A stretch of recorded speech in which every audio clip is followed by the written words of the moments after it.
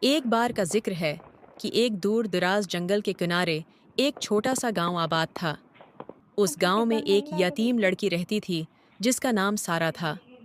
سارا بہت بہادر اور ہونہار تھی، لیکن اس کے پاس رہنے کے لیے کوئی گھر نہیں تھا۔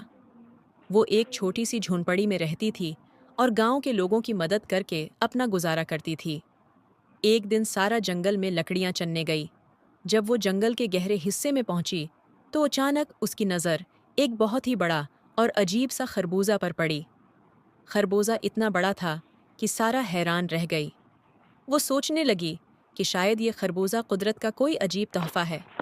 سارا نے اسے ہاتھ سے چھوا اور جیسے ہی اس نے خربوزے کو تھپتھپایا، خربوزے کی جلد ہلکی سی چمکنے لگی۔ اچانک خربوزہ خود بخود کھل گیا اور اندر ایک روشن، خوبصورت گھر ظاہر ہوا۔ یہ گھر نہایت شاندار تھا۔ دیواریں نرم ریشم کی طرح تھیں